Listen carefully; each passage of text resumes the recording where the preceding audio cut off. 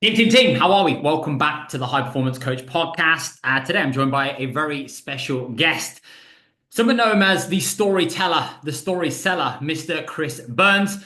Somebody that I've been watching from afar for the last year or so. Actually, David Hatt, who was on the podcast probably about a year or so ago now, spoke incredibly highly of Chris over some fine sushi that we were eating in Belfast. So I've been following Chris ever since and have been watching and have been admiring his work and thought it'd be somebody that would bring an immense amount of value, some wisdom, and some insights into the podcast. So, Mr. Chris Burns, welcome to the High Performance Coach podcast. Thanks for having me, Joe. Lovely to be here. Excited for this. Dude, as the storyteller, story seller, king, take me back. What do we need to know about Chris Burns to appreciate and understand and acknowledge and recognize what it is that you do today and why you do what you do? Oh, take me back. Yeah, so how far back do we go? So I suppose I started out in this industry as a coach. Actually went through my qualifications with David Hart, the guest you just mentioned in the intro. So that's where me and David met. So came out as a coach, pretty clueless, as I would probably say most coaches can relate to that. You know, you do a 6 week course and it's like right, off you go. Um, but unlike David, David had a lot of kind of like real get up and go and stuff. I took 2 years. I think it was 2 years after qualifying to actually use my coaching qualifications and tried to start a mobile personal training business. Um, went badly. Lasted 2 months with no clients. Got a job in a gym and just kind of plodded along. I had peaks and troughs. I was very much like I'd go through periods of being very busy, get overwhelmed, not know what was going on, and then lose clients, lot of churn, all of that kind of stuff. But through that period, I discovered copywriting. Somebody kind of gave me a nudge and said, I was actually writing blogs to try and get clients, which, by the way, is a terrible way to get clients. Even back then, it was a terrible way to get clients. Like nobody was reading blogs. But I was writing them. Nobody was reading them. And yeah, I discovered I quite like this writing stuff. This is actually, what I probably really want to do. And then from there, found my way into copywriting, got my first copywriting client on a retainer. And as soon as I had that, I just went all in on it. And like 5 years later, obviously the business has went through a lot of evolution then and things like that. But like it was January 2020 when I had my first client, just before the gym started closing down, obviously, which was pure luck that I went into at that time. And I've never looked back since. So that's the kind of condensed version of it. So from kind of failed, kind of half in, half out coach, saw a little bit of promise in copywriting, and then I've went all in on it, and then yeah, what been working and work with clients in different industries, but my bread and butter's always been in the fitness industry. It's something that's always been a massive interest for me, and obviously applying your copywriting skills to an industry you know well, when you've got a bit of knowledge in, always helps. Land clients when you know the difference. Between you can talk macros and you can talk all the terminology and all the trends and stuff like that. So that definitely helped get my career off the ground as a copywriter. I think it's so interesting because you can only connect the dots when you look backwards, and it's like all the time that you spent in terms of blog creation and spending so much time putting your heart, your soul, and your energy into basically creating this masterpiece for, well, probably your auntie, and your missus to just kind of like Yeah, briefly read, yeah, that was really good. yeah, I had exactly the yeah. Good same job, thing. son. Well done. Yeah. I had exactly the same thing. I was actually, I put a post yesterday. I was actually thinking back and I was like reflecting. I was like, I remember when I first got into the online coaching game. I spent so much time. I think it was Phil Learney back in the day. He used to like spend like I must imagine like hours, obviously creating these big monumental like Facebook posts that I used to take so much value from. So I was like, I'm going to do the same. Yeah. Then obviously realized that I was nowhere near as good as Phil Learney and nobody read it and it was pretty pointless. But it's so interesting how when you connect the dots backwards, how that has potentially played such a role into now why it is that you do what you do, and obviously the skills that you're able to develop. And obviously, mate, I know that you're such a big advocate of storytelling now. Why is that such a North Star, or why has that become such a North Star for you? Because it's almost been like in the last few months, I've seen you almost like pick the 5 pound note off the floor and like almost like own that per se. Yeah, I mean, I think it's something that I've always done quite naturally. When I look again, when you connect the dot backwards, like I worked in hospitality for years. And I used to do things like cocktail competitions and stuff, and you've got to talk during those things. So I think like even going back then, I was always kind of maybe a natural lean towards being a storyteller. So I suppose it's always something that's perhaps been in me, but then and I've always had, when you learn, anybody who's ever learned a little bit of copywriting, there's always going to be an element of storytelling in your copywriting education, whether it's a course or a book. It'll always be mentioned. Always, there'll be a nod to it at least. But then I think as I started to learn more about copywriting, do more projects, get more wins for clients, you get more launches, more projects, doing all this stuff, I started to just kind of realise that for coaches especially, like storytelling is like the real skill that's really going to help you. I actually kind of arrived at it backwards because I was thinking about how can I get coaches to connect with their audience more? How can I show them how to connect more with them, nurture relationships, build authority, and obviously a big part of a coach's life, if you like, is creating content, and you've got social content and you get emails. And I said, what is it, the thread that kind of, brings all these things together? And I realised that it sounds obvious now, but it is storytelling. And I was like, I don't know enough though to start talking about this properly. So I need to really dig into. And I think they always say like in sports a lot of times great players don't necessarily make great coaches. I always remember a story like years ago about Glenn Hoddle when he became England coach and he was telling England players to time certain passes over the park and they're just looking at him like, we can't do that. And Glenn Hoddle was like, I'm 47 and I can do it. But Glenn Hoddle could just time passes all over the park, because he's a natural talent. He couldn't teach somebody how to do it. But if you look at average players, like Jose Mourinho was an average player. Not Alex Ferguson was an average player, but a great coach. So I feel like I was a little bit like, well, there's some things that I'm not comparing myself to a great storyteller, but there's certain things I just kind of did that I needed to reverse engineer and look into a little bit more so I could actually explain them and find out, like, let's strip this storytelling stuff apart and find out what's the actual working parts here, what's really going on, so I can start to communicate that a bit better. Because there's nothing more frustrating than just generic advice when you look at these things. It's like it's I saw so much advice from like different people just be like, oh yeah, tell stories. I'm like, well, who's that helping? Is that once upon a time? Like, what stories am I telling? Like, where am I getting these stories from?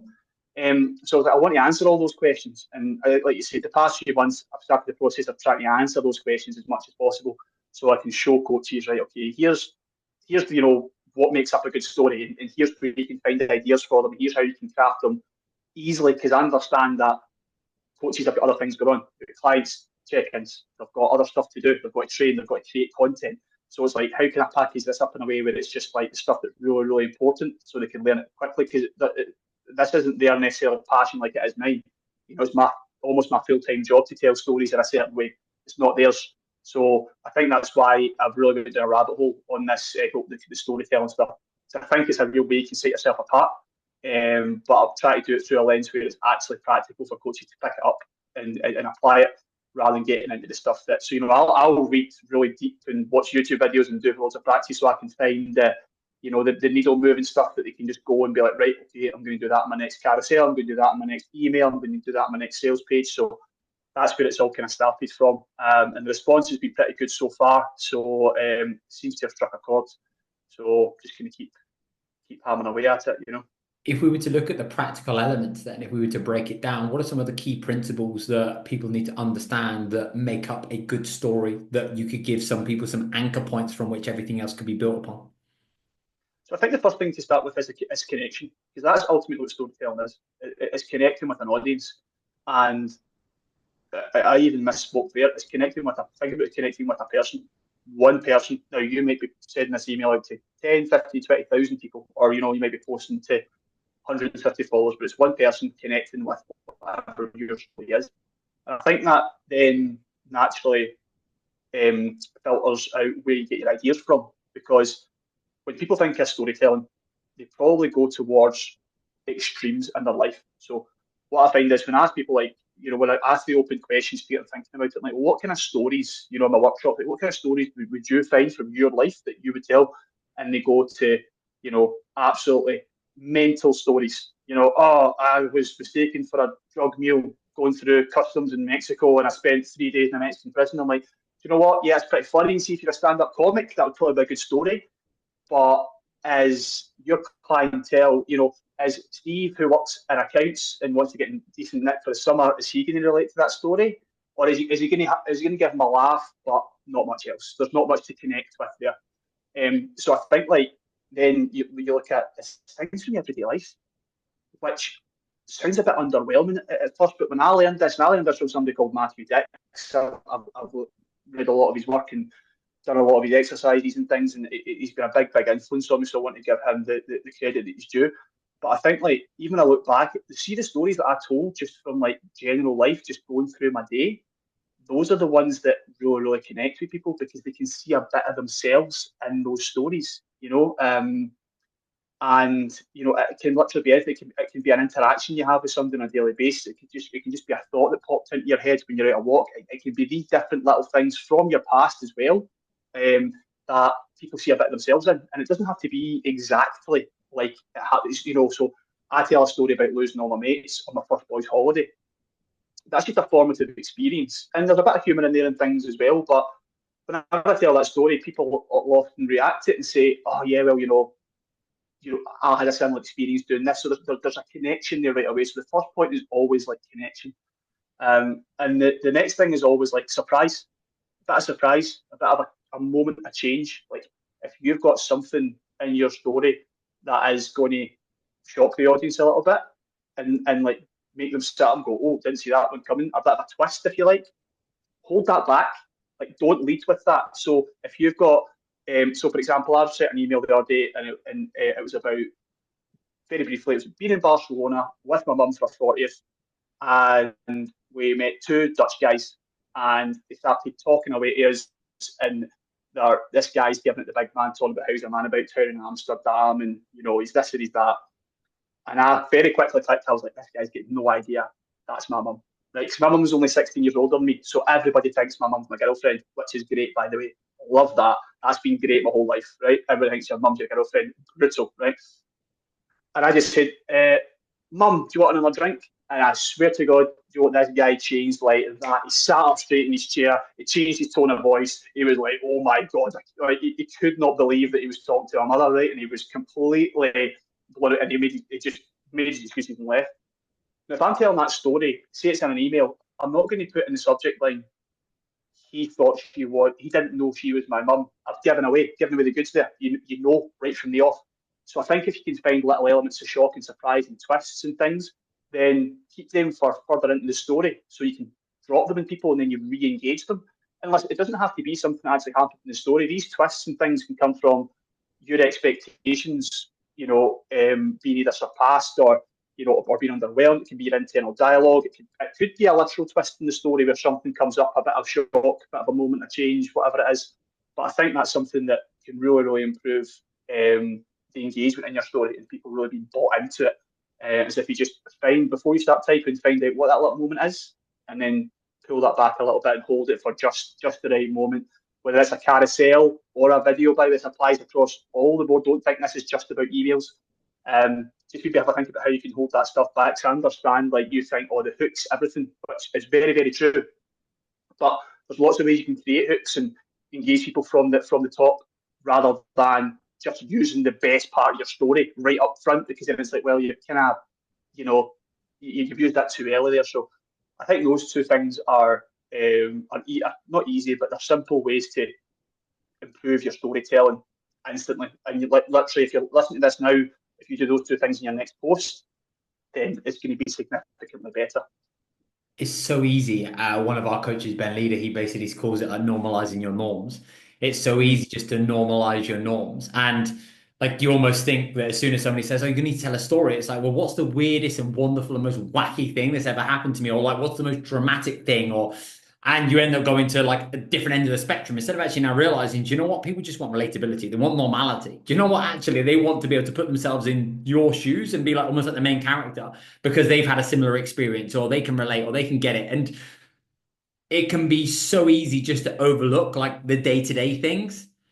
But when you have that level of awareness and you develop that skill, it then becomes so much easier for you to start to convey and communicate and connect with your audience. And also, you become a far better storyteller because you get the opportunity to have far more exposure instead of thinking that you need to, create this big old long narrative about how X happened and Y happened, or there was this big dramatic thing that, that changed the game for you. And it's everybody's got a powerful story.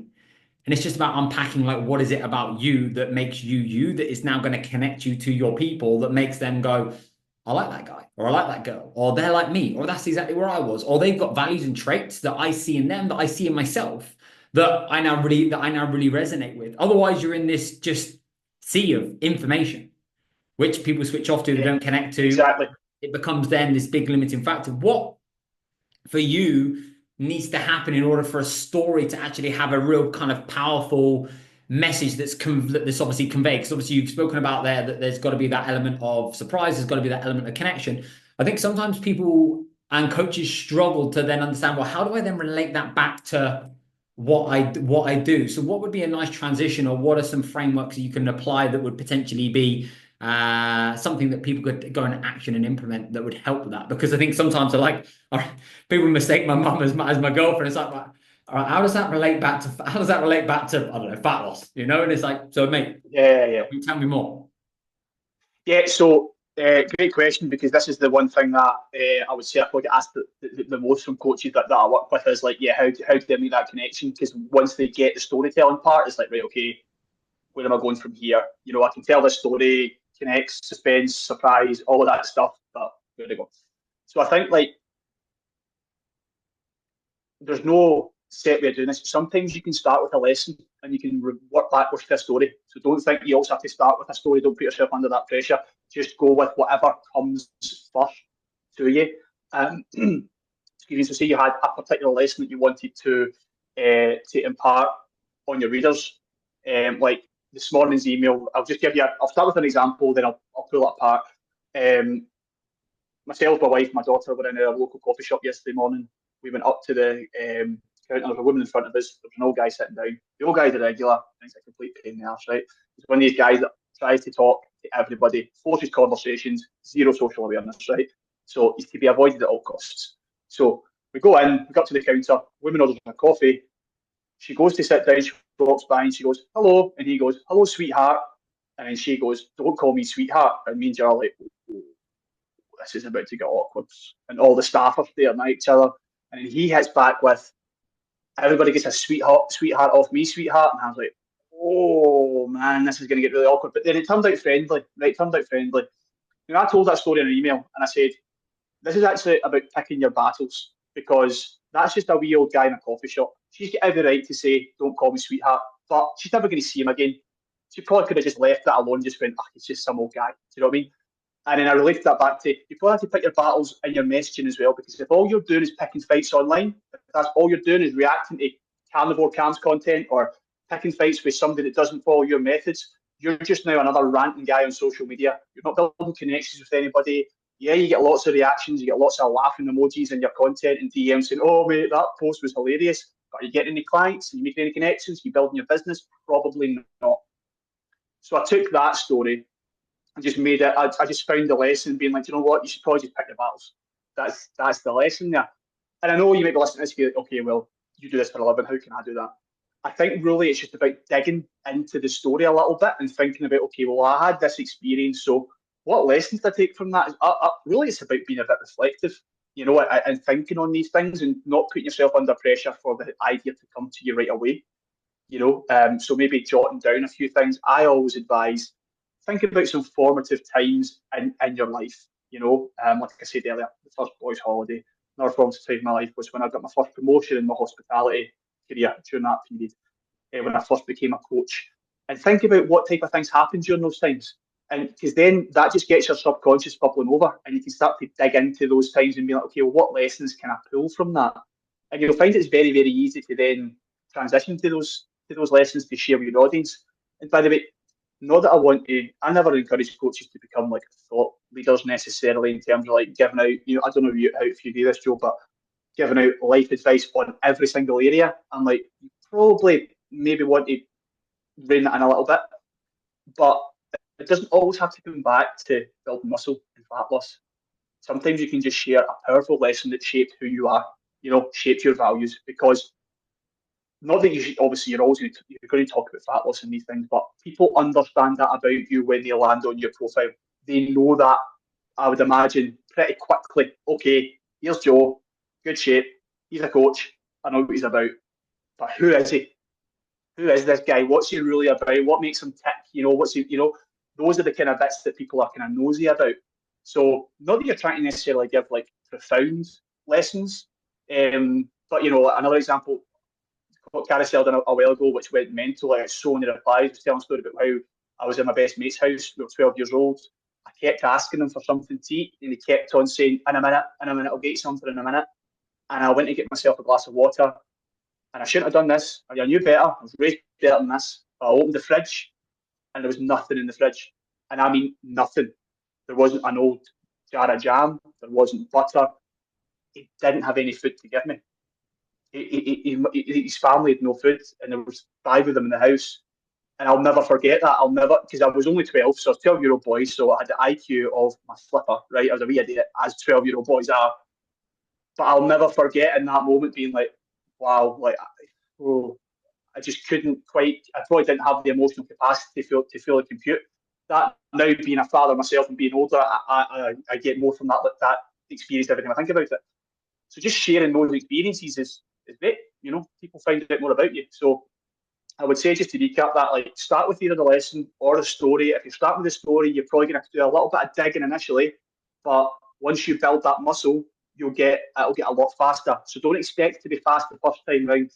All right, have that patience to build that creative muscle and that process in your brain to find the underlying lesson that you want to give people.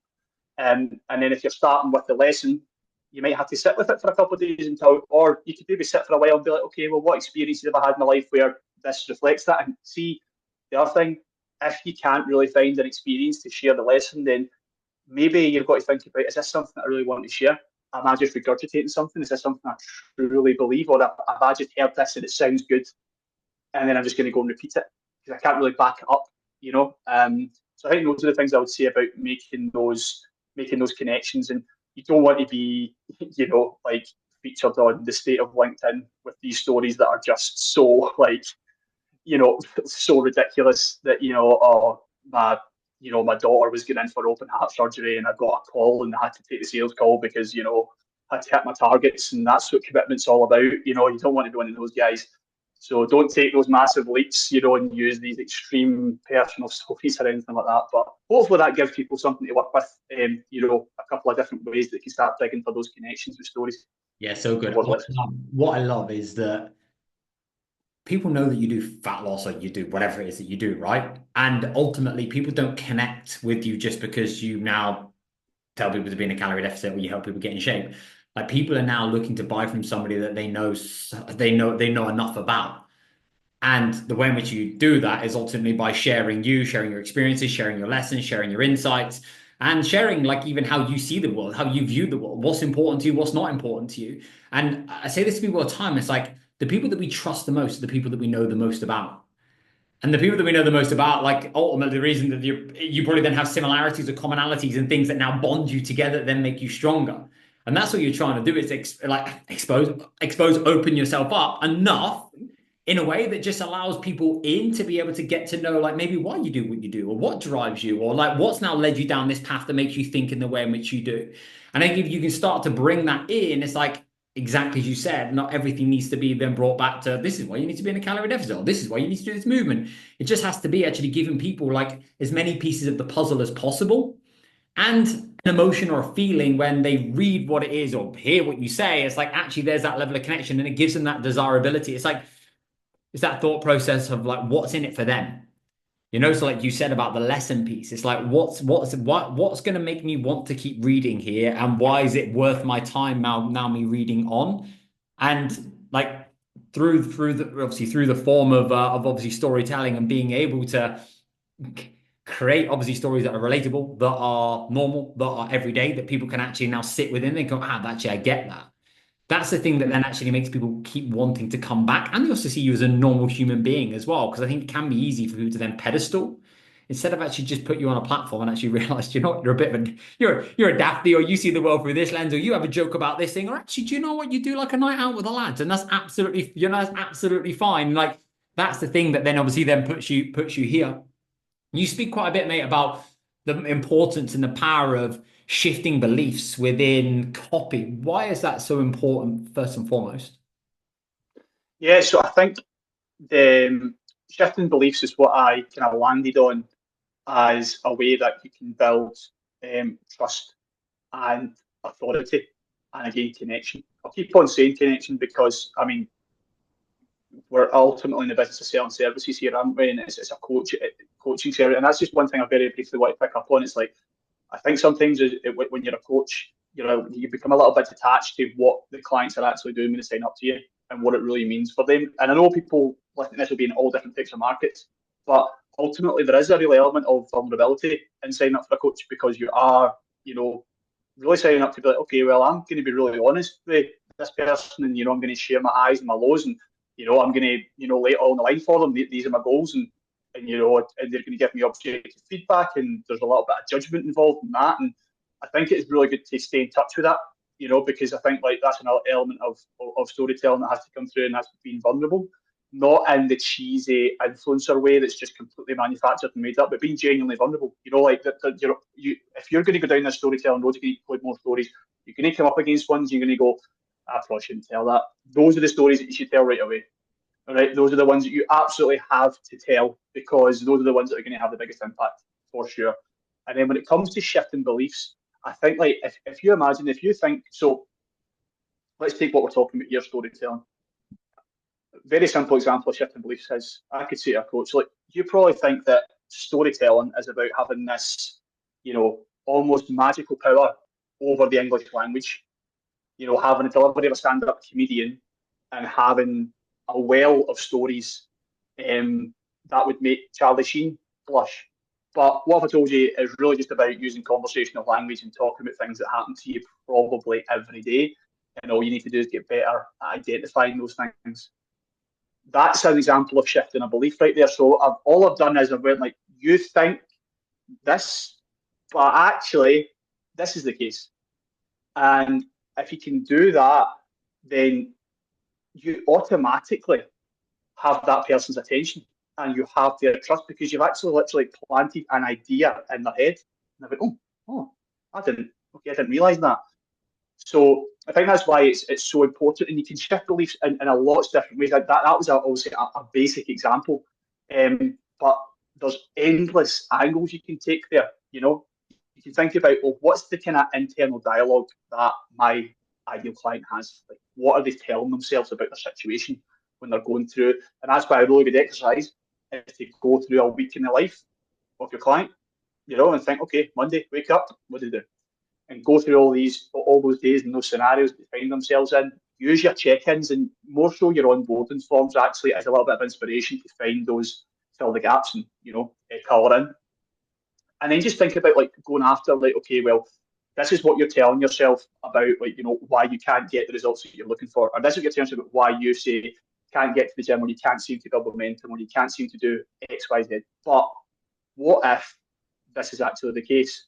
And you then shine a light on the real issue or the real solution. I think the more you can do that, it actually builds trust so much faster. If you can do that with somebody a few times through your content, emails, whatever, you've really got them hooked in. And it's so powerful. Like, I know how to do this stuff, and somebody does it to me, it works for me. Like there's no avoiding it. Even if I know somebody's doing it, I'm still like, yep, you've got me. Yep, I'm 100% on board. So I think that's why I've kind of settled on that as like, because so there's so much to cover with like copy, and there's so many schools of thought, and there's so many books about it, and there's so many A-list copywriters. But I think the shifting beliefs thing is just a way for me to be like, okay, let's just distill this down into something that's actually easy to understand, easy to apply, but has like a huge impact as well. So I think that's why it's essential. I think if you're listening to this and you want to actually try this out, just list a bunch of beliefs that your audience has about their situation, about their past failures, about where the future's headed, like what does their future look like? What's the vision of their life relative to how you can help them achieve a certain part of that future? Obviously, you're not going to do everything for them. You maybe can't do much for their career or whatever, but you can help them in a very specific way. I think that I've brained up on those things and then be like, okay, well, what are the kind of limiting beliefs around here? What are the actually flat out wrong beliefs? that they have around these things, and then just start creating content around shifting them. And I'm pretty confident you'll get a strong response from your audience when you do that. And the great thing about that is you're just creating contrast because that's going Yep. to be the difference that makes. Because otherwise, if you're now trying to present this new idea or this new belief, but they don't know like, well, what is their current belief? It's like, well, there's nothing for them to be able to kind of like bump up, reflect upon, and there's nothing there that actually gives them that differentiation. I also think what I'm hearing as well is like it's not telling them that, listen, this is why your belief is shit and it's wrong. It's almost Oh like no. it's like this is maybe what you're currently thinking, or this is what you've been feeling, or this is maybe something you've been struggling with, and your perspective has been you know. So it's just allowing them. So I think sometimes people are like, right, it's actually opening it up to allowing people to recognize that you understand, you know, and they now feel connected. Like, right, okay, he's speaking to me. Yeah, that's exactly me. That's exactly what I'm struggling with. That's exactly what I've been thinking about. Actually, yeah, do you know what? That really has been something that I've been bumping up against for a little while now, and I have been stuck with. It's like, let me offer you a different perspective. And then again, like, I suppose that's where the power of storytelling can come in because it's like maybe they were the beliefs that you had that you were bumping up against. They were the refusal barriers that stopped you from being able to step in. And then you had to go through challenge, setback, barrier, whatever it was, to then be able to get to the solution and the thing that you now do and why you do what you do, that then is ultimately now going to be that connection piece as well, which then brings and will gravitate people towards you. Absolutely, and I think just on that, I think that's another example of how you can combine a few of the things that we spoke about in terms of like shifting beliefs, but then combine it with lead with your story.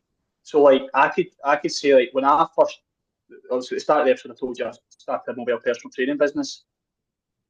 I fully bought into the whole jump off a cliff, build wings, and the way down stuff. You know, I was consuming a lot of. This was like 2017, right? So this is like very, relatively speaking, early days of Instagram, relatively speaking, you know, compared to what it is now. Consuming a lot of business content. Anyway, that was my mantra back then. I started mobile personal training. I had no savings. I had no driver's license. Somehow passed my driving test in 5 days. It shouldn't have been allowed on the road. That's another story. And anyway, so done all this to get to that point, and again, it failed miserably. But then I had the same experience 3 years later when it came time to go all in on my copywriting business. And I thought, right, I'm going to do it right this time. I'm going to go all in, but I'm going to go all in from a position of strength. So I'm going to have retain a client that covers all my bills and a little bit more, and that means I've got enough proof that I'm going to go all in on this.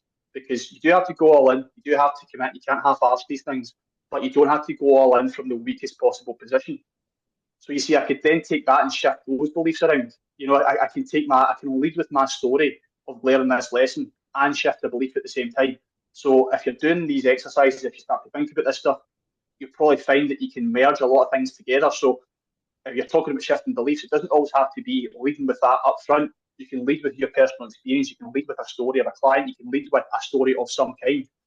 And then the actual lesson that we spoke about earlier is the shifting belief.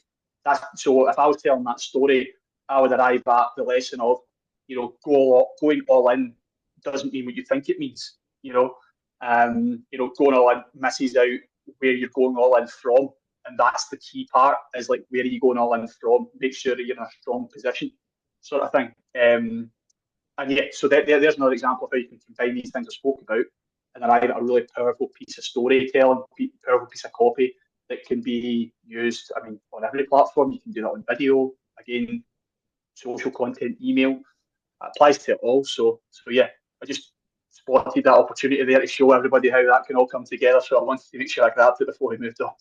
Absolutely. How important is it for coaches, consultants, experts, anybody to understand how their audience buys and what's important to them? Oh yeah, that's absolutely essential. I think you have to. The one thing I would say to people is if pretty much everybody now is fully aware of the market, right? So there's a kind of fancy term in markets, levels of awareness. You know, level 1 to level 5. Level 1 would be like a brand new market, never been done before. You know, this is like Elon Musk doing space travel, right? We're at level 5, and the kind of health and fitness kind of space. People have seen there's nothing brand new. There really isn't, right? There's nothing brand new. So when people are at level 5, the only way you connect to them and sell them is through their experiences. Through everyone spoke about connecting through story, through trust building, all of those things.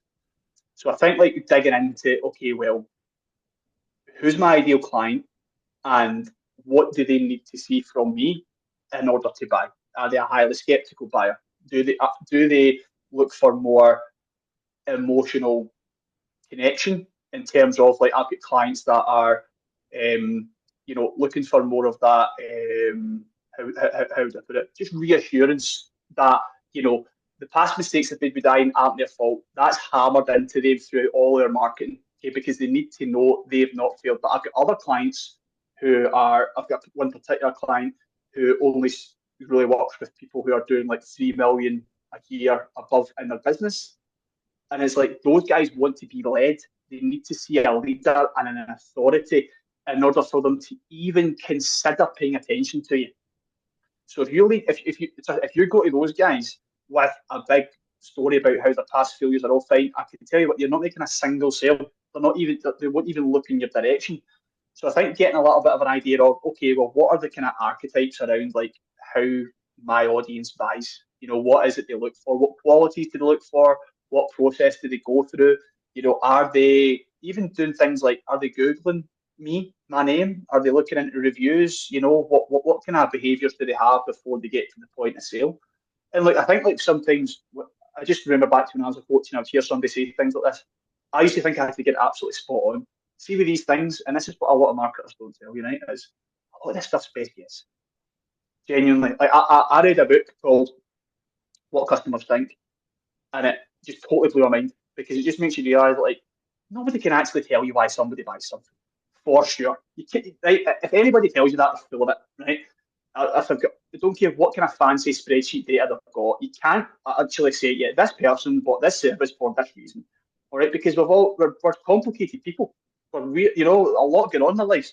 So I think that getting into the ballpark of what really motivates my audience to buy is a very worthwhile exercise to sit down and spend a bit of time and maybe look back again at your onboarding forms, at your sales calls, and if you've not done it already, start recording your sales calls and getting the transcripts done and listen to what language people are using, because that'll shape your messaging and give you a really good idea.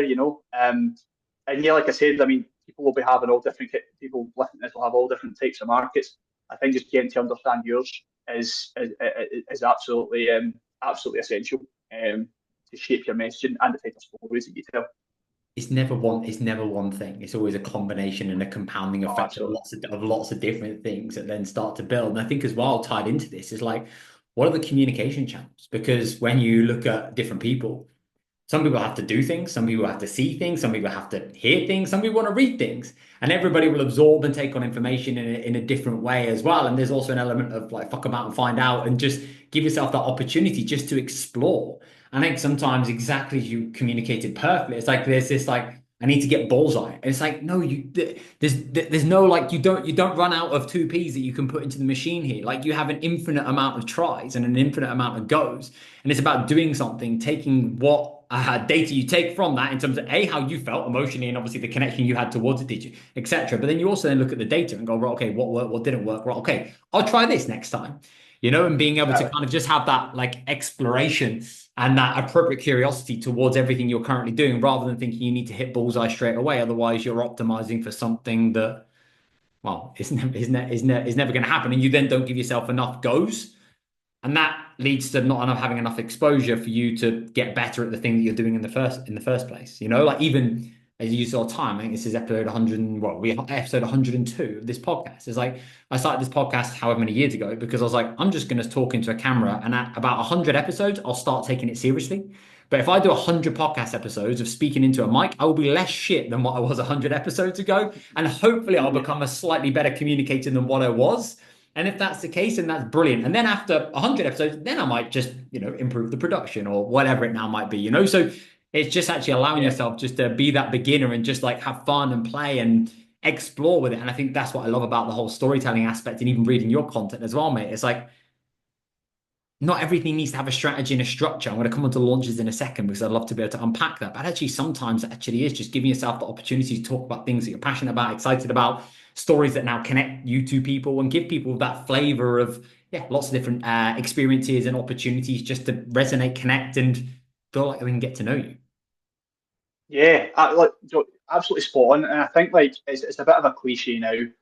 Um, uh, it's been said a lot over the past few years, but like the only real unique thing about a coach's business is the coach, and nobody has your stories and nobody has your experiences, like, that combination of, you know, your life journey, good decisions, bad decisions, all of that stuff. So really that's the things that you absolutely have to leverage in order to get, people coming to you. And the more you leverage those parts of you, the more you will attract the type of people that you want to work with.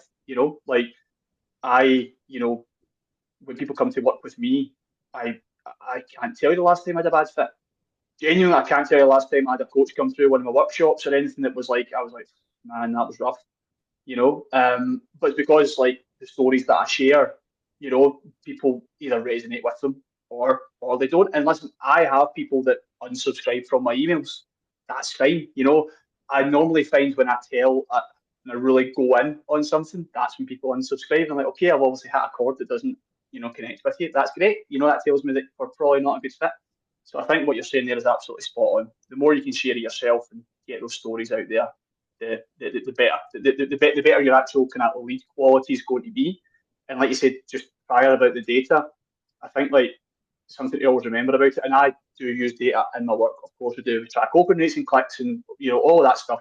But I think it's always, again, the story I always use to illustrate how you've got to have a little bit of a grain of salt with data is I bought a business course um, when I was in the toilet because a client cancelled and an email came through and I clicked a link and I bought the course for $500 because it was my first ever time that a client had cancelled a retainer and I was in a sheer moment of panic. There was no need to buy the course. The business was doing absolutely fine.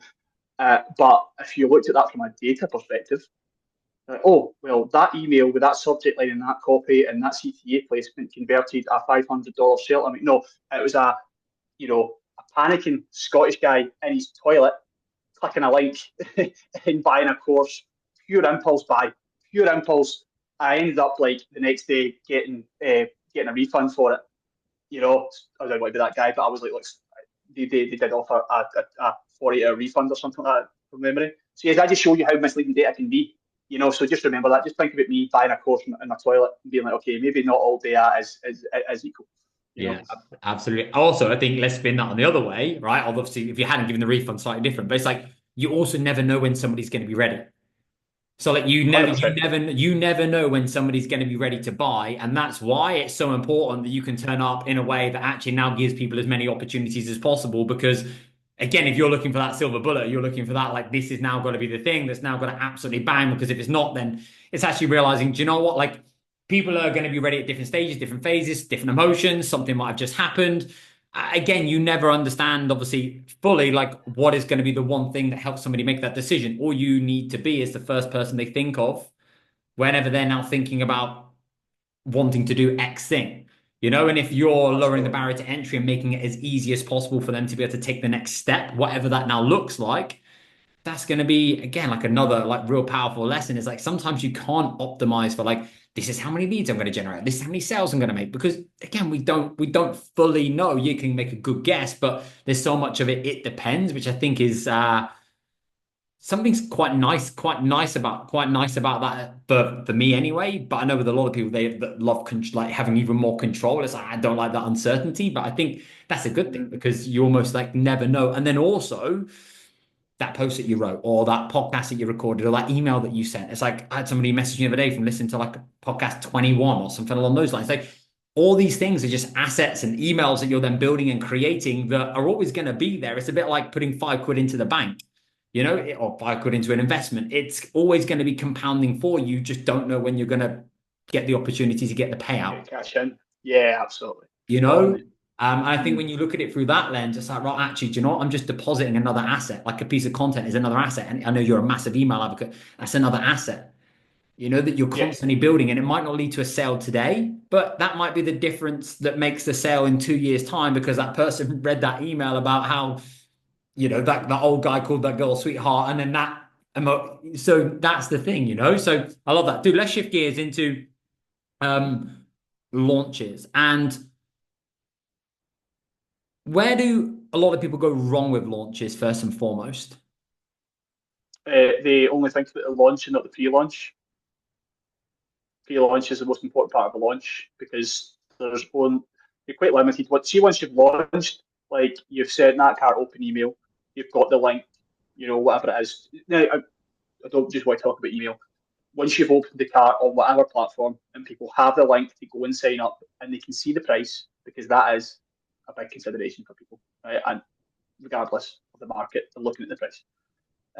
So then you are really you're trying to overcome objections, you're trying to use urgency, a little bit of scarcity, you're trying to then drive home the benefits and things like that. But your resistance goes up because people click the link, they've seen the landing page or whatever it is you're sending them to, they've seen the price. So that's always going to be, part of the launch. And I'm not saying you can't make sales during the launch, obviously you are going to, but if you neglect the time frame before you open that cart, then that's probably why your launches, even if your launches are doing well, they will do so much better if you actually treat the pre-launch with the attention to detail that it deserves. What are the components in the ingredients that make up a good pre-launch? So really, you need hype. You need hype and excitement. You want people to see you being excited. And like, this isn't just turn up every day being like, I'm so excited about my launch. I'm so excited about my launch. It's just like your overall energy has to come through, and your words on camera. I just think like that sounds like such a basic thing, but really it's important. Actually show people that you care about this thing and you're really excited to deliver it, because that's the type of person that people want to work with. But when you get into the actual kind of copy elements of it and the nitty gritty, I would say like you're trying to handle as many objections in advance and make it crystal clear what it is you're launching. Answer all the questions you possibly can. Now, regardless if you do that, you're still going to get people that sign up that don't know what to sign up for. So it doesn't take care of that. But again, this is where it's probably helpful to get a little bit of outside help. And that's not a sales pitch. I literally talk to your mum or somebody and be like, Mum, see if you saw that page, what would you ask me about it? Right? And get somebody that's completely detached from this, because on it, like the simplest question might not be answered. Is it on? I've done a launch for an online program and somebody bought it and then went, okay, when's my personal training sessions? And they lived like 300 miles away from the coach. And I was like, I didn't actually mention it was online. But everybody else understood it was online. But that's just an example of like, sometimes you skip over the simplest questions because you are in the business and you're so close to it. So getting a little bit of outside perspective can really help you there. And I think you should try to handle those objections in advance. I always say, tell people the price. Everybody knows it's going to cost money, right? It's 2025, right? We're past the whole, let's hold back the price. And I think the sooner you reveal the price, the quicker, like the longer you have to overcome that objection. So like if you can reveal how much it's going to be and say you've got a split payment option, then say you reveal that 2 weeks out from the cart open, you've got 2 weeks to handle that price objection and soften them up a little bit and make them see the value in it and see how it's an absolute steal. If you don't reveal that price until they click on they click the link, it's like, oh well, oh shit, right, okay, I'm not so sure of this now. So I don't know. I just think like a good marketing tactic is always transparency and honesty, and I think people appreciate that as well, because there's so little of that in other launches that people are a part of, that people are maybe on other email lists and stuff. So I think that sets you apart as well. And just handle as many objections as you possibly can. Think about how people, because the thing is, the way our kind of brains work is like pretty lazy. They want to find the quickest route, so we'll compare things.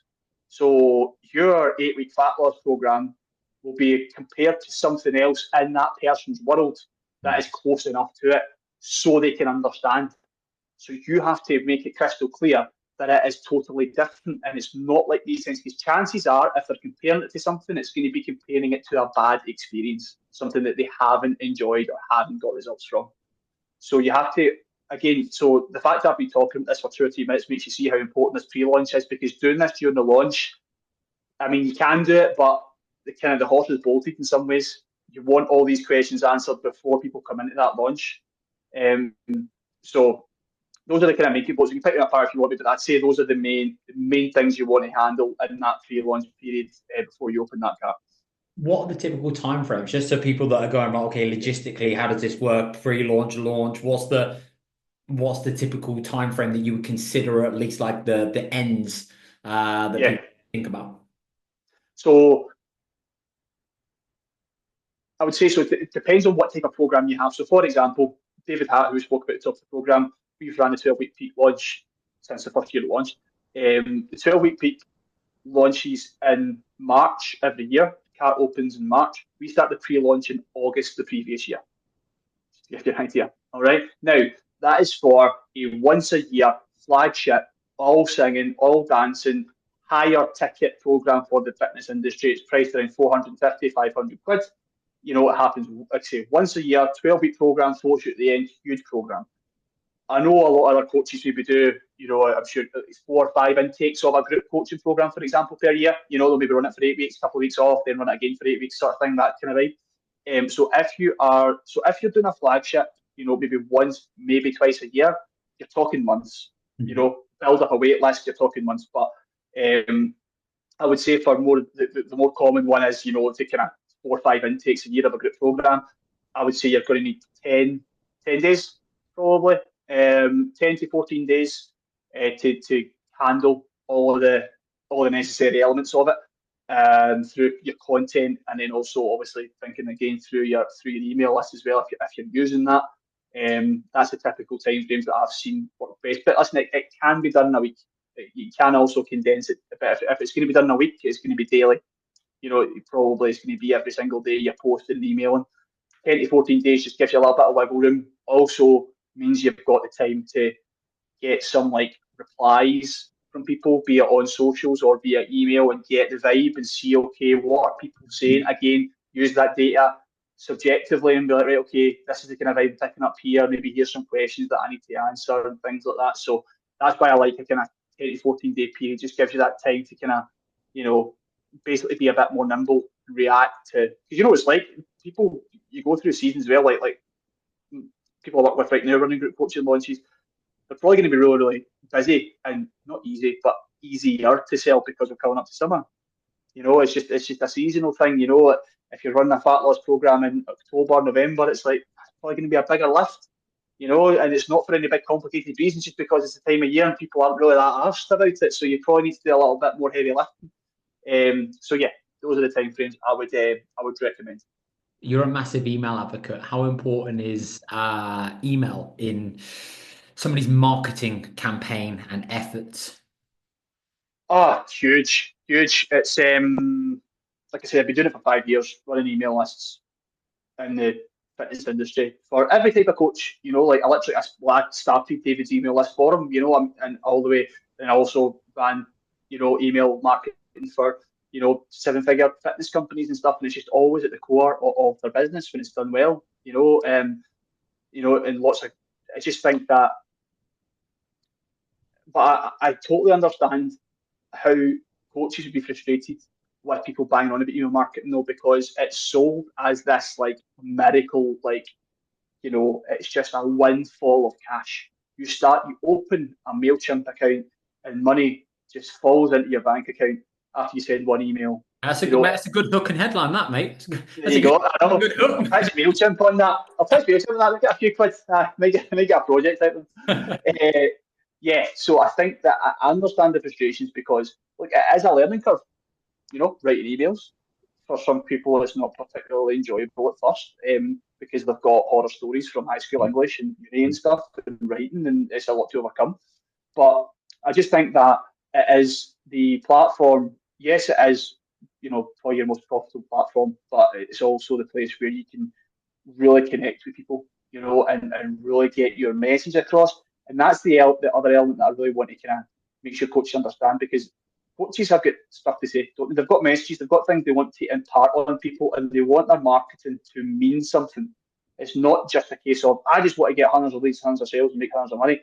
Oh, like, listen, we all love doing that. We all love making money. We're all business owners at the end of the day. But if you're a coach, I'd like to think there's a part of you that's like, no, do you know what? I've got these values and this way of approaching achieving goals I want to impart on people. And email gives you a really good platform to do that because, and I'm a big advocate for social as well. Social content is obviously massively important. The challenge we've got there is you're one thumb scroll away from just like, see you later, go look at some memes. Whereas email, you've got a little bit more of their attention, not just attention, you've got their intent. Because people don't really go to their inbox, do they? Really? How long do you really spend in your inbox outside of doing things for work? You don't really scroll your inbox, do you? So you can imagine the intent people have when they see your name coming through. Because remember, that's really where you want people to get to, not the subject line, which is important, of course, but they want people to look out for your name. So you'll be like, oh, Joe sent an email.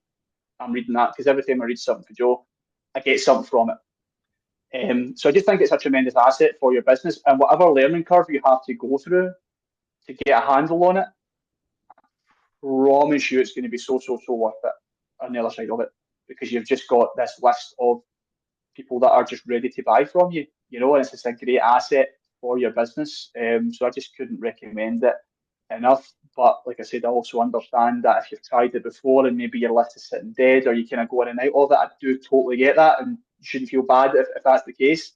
But yeah, I would recommend getting back on it if you're falling off the email wagon, or starting if you haven't started already, because it could really make a massive impact on your business. I've got two questions, but I'll go down this route first. What is your 95-5 rule for selling with emails? You know what? It's always good when somebody does their research before you come on a podcast. I appreciate that. My 95-5 rule is you should be selling in every single email, but 95% of them should be soft sales. Just passive little CTAs to your one-to-one coaching application, or if you've got anything else you sell, products, from your fitness business plans or whatever, you should always be selling. And the reason I say that, but 95% soft sell, 5% hard sell. And the reason that I say that is because if you are going to sell in every email, that puts an automatic standard in place that it has to be a good email.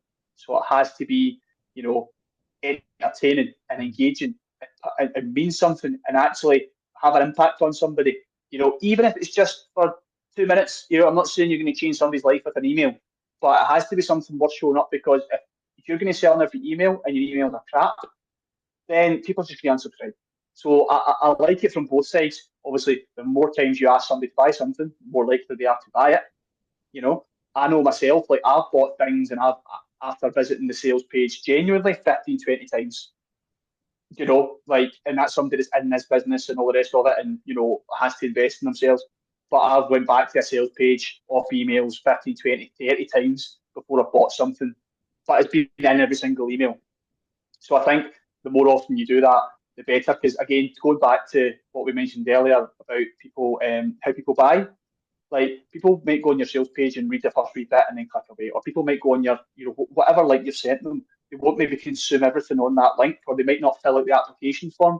But the more times you give them that option, the more comfortable they get. And like you say, you might catch them in that moment, and I'm like, right, now's the time.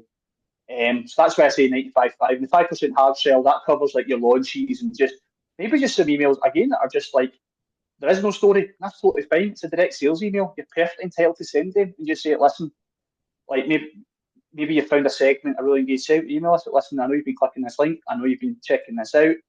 Either hit reply and ask me any questions you've got, or click this link and let's get on a call and see if we're a good fit. Send those emails. Send that word for word. You don't. It's you should just always be giving people an option to work with you. I'm a huge advocate for that. What, just so people now know, what would like a close to a soft email now look like? All right, so like it's kind of soft CTA is literally just like maybe like hyperlinking some text, or even like in brackets, like after a strong point you've made, just be like, go here to apply for one-to-one coaching sort of thing. Again, it's very, very natural, very organic. There's nothing like, real hard sell, that you're not really, using anything like scarcity or urgency or anything like that. it's just picking a moment in the email where it's like, you know what, I've just made a quite a powerful or profound point, or I've just shared my lesson, or whatever the takeaway is. Somewhere around there, I'm just going to drop in a little casual CTA that sends them towards wherever I want them to go. And also, by the way, when I say selling, that would also cover things like getting people on a priority list or a wait list. That's still essentially same vein. So yeah, just drop that in the soft selling stuff. Just drop in your CTA around about something. It's actually quite profound and powerful. The moments that really pack a punch, and that'll be a handle. But like I said, you don't even really have to necessarily have to say go here 5.1 coaching. It could literally just be hyperlink text. Just don't overthink it. It's that thing where it's like you don't know when people are ready. You don't know when people are actually now ready to click. Then exactly as you said, it's like it might take multiple times, and it's just that opportunity. The more regularly, I always like love the analogy of like you basically have an orchard, basically full of apple trees. All those apples that are now on the tree, and like the more regularly you walk down the orchard, the more apples you're going to pluck from the tree. Some days there's going to be apples that are going to be on the ground that have gone rotten and they've almost gone past their sell-by date, and you've missed Yeah. that opportunity. They've got somewhere else, or you're going to kind of tug the apple and it's not going to be, it's not ready just yet. They need to spend a little bit more time learning, immersing, whatever. And there's going to be some times where, do you know what, you'll walk down and you'll have a good day. But it's like the more regularly you do that, the more opportunities that you'll create. And it is just like being okay with creating that opportunity, because so many people lack a lot of confidence, don't know how to ask for help, don't know like what to do. And it's like, how can I lower the barrier to entry as much as possible and make it as easy as possible for them to be able to just take that first step? And I think Mhm. if you look at it through a different lens in terms of how you believe you're coming across, because again, there's some people who don't like coming across salesy. It's like, actually, I'm just giving an opportunity, presenting an opportunity for somebody just to be able to now like take that next step. And it just creates that bridge from where they are right now to you, and just helps them obviously just have that like helping hand to make that decision. I think is absolutely huge. Mate, what role has AI played in your ability to create emails, create content, and what impacts that currently having, and how have you been able to use that to your advantage? Yeah, so it's had a massive impact. In the beginning, I completely ignored AI when it first came on the scene because it didn't really. I didn't really think of it outside of the realm of writing, and I'm like, well, I'm a better writer than AI, so why would I need to pay attention to it? And I'm still a better writer than AI, and most people are, by the way. That's not just me bragging. Like, it's still not like up there, and it's not close to like being a great writer. Yeah, I would say, but I've ran the past couple of weeks. I've been running a lot of AI workshops now. So again, I wanted to really understand it before I started teaching people, and I think like I really do believe like coaches aren't even scratching the surface with the potential of this, because what AI has done for my process and the people that I've worked with on it is it's just given them a creative outlet. So it's given them a place where they can go and generate and refine ideas. So for example, ChatGPT, you can create a project in ChatGPT with custom instructions. You can upload. So sorry, I'm skipping over details. Custom instructions would be something like, you are a world-class business expert with expertise in the customer journey, storytelling, and direct response copywriting. Your role is to advise me on curating the ideas for my social content so they have um, maximum emotional resonance with my audience and generate leads from offers. Please refer to the project files for all the information you need. In the project files, you have a breakdown of your offers, a breakdown of who you are, a breakdown of your audience as well. So it's got all this info. So that's what I always say. It's always about context. AI needs context. It is the smartest machine on the planet. It can pull from countless resources. It has learned the internet. So if you just give it a generic prompt, it's just going to go wild and start pulling stuff from weird and wacky corners, and you're going to get absolute slop out of it. Whereas what I've just brought down there is like some simple context that helps it get tunnel vision on helping you for your specific task. And then you can prompt it. Now, there's a lot of people out there calling themselves prompt engineers. I would stay 100 miles away from anybody that calls themselves a prompt engineer, because they are, they're full of it. But what I advise people to do, again, let's lower the resistance to this. See, when you're out getting your steps in, as I'm sure most people listening to this podcast do, they're doing their 10,000 steps a day at minimum, probably, especially with summer around the corner. Open up your voice memo and just talk about your content ideas. Just walk about. Done a post on this the other day. Walk about, your headphones in, so nobody thinks you're mental, and then just chat. Just be like, listen, and don't talk to it. Just ramble. It's fine. You don't have to give polished inputs. I can literally go and be like, listen, we're having this idea for this post, and it's about this time when I was working behind a bar and this customer came in and he was trying to run away from his wife because she found out he was having an affair. So we had to sneak him out the back door, and that actually happened, by the way. That's a voice note I left the other day, which will be a post soon. And then you can come back from a walk with all of these voice notes, click copy transcript, paste it into that project. You're off and running. Like how much easier would that be for you to have that asset sitting there for £17 a month subscription? I mean, I just think that's, and I mean, listen, I could do another 3 years on AI, but like that's like that's like the low hanging fruit, if you like to be cliche about it. That's the immediate one I would see for coaches, and then you can build out all different kinds of projects and workflows. But I just think that the worst thing, the thing you have to overcome, like you just said there, Joe, about helping people take the first step. The first step in anything is really hard. So, like, the first step to write an email is open up a Google Doc. There's nothing worse than a blank Google Doc. It is so intimidating. That cursor just blinks and blinks and blinks, and you type, delete, and type, delete, and it's absolutely horrendous. Whereas if you can go to ChatGPT and go back and forth with it and develop some ideas and copy and paste even a rough first draft into a doc, trust me, you're a good enough writer and communicator to spot where to improve and get working. At least you've not got a blank page in front of you. And there's another tool. Also, I use Claude as well. Claude is a better writer than ChatGPT, but it's not as powerful as ChatGPT for everything else. So there's very specific things you have to do with Claude in order to get it to do what you want, because it's a bit mental. But yeah, so that's how I would say just one of the ways that AI has completely changed the game in so many ways. Mate, what does building a business that you're proud of look like to Chris? Ooh.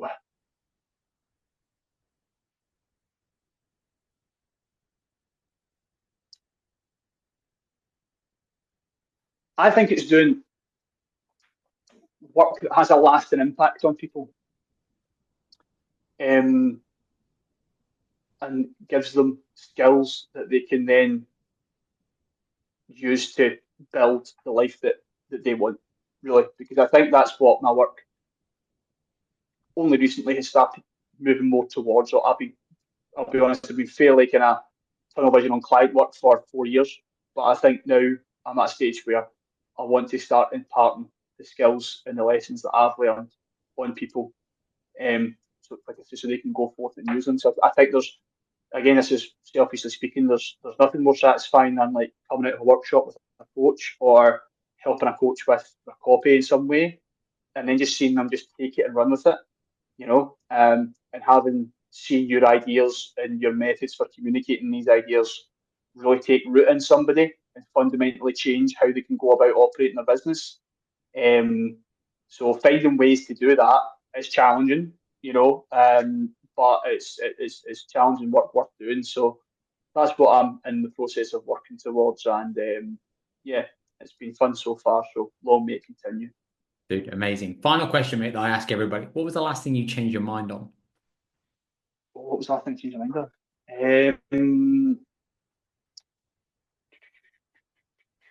The last thing I changed my mind on was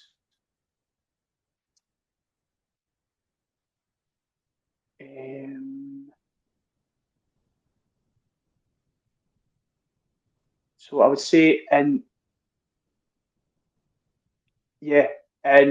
business, from a business, I would say the last thing I changed my mind on was how to actually grow my business. I realised that just stacking up more retainers was just getting me more buried within the business. So I changed my mind on actually launching more scalable offers, which might not be the most satisfying answer, but I think that is genuinely the last thing I changed my mind on, was realizing like this, I can't just keep putting more and more writing work on my plate. I actually need to have something that I can scale faster, with more people. So yeah, it took me a long time to get there because I've just always worked on a retainer model. But yeah, that was the last thing. I'd say that's the last thing I changed my mind on.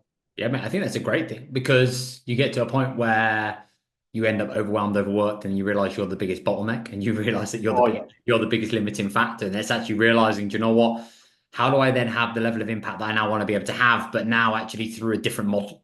By packaging my IP, by recognizing I'm now going to reach different parts of the marketplace, and yeah, mate, it is a different structure and a different approach to be able to go and take. So, mate, I think it's a great answer because I think it's once again, mate, stepping into the change, stepping into the unknown, stepping into uncertainty, realizing, mate, that's difficult. You've got to learn new skills, and it's a completely different world. And whether that's now somebody who's just starting out, somebody who's a coach has now gone into copywriting or anything, it's like whenever you now make that decision, you make that choice. It's having the confidence and the courage to be able to take that first step, which I think is epic. So, dude, I absolutely love that, mate. Thank you so much for your time. I've absolutely loved this conversation and your insights. Where can people go to find out more about you? best place is just on Instagram. So just Storyteller Chris, Storyteller underscore Chris on Instagram. You'll find me there, and yeah, feel free to DM me any questions, any follow ups from anything I've mentioned here. And the link will be in my bio to sign up to my email list. You'll get my weekly storytelling newsletter and also my AI storyboard newsletter when you sign up to that. So yeah, that's what you can find. Dude, I love it. Thank you so much. I appreciate you. And we'll have to do this again. Take care. Thanks, mate. Absolutely. Take care.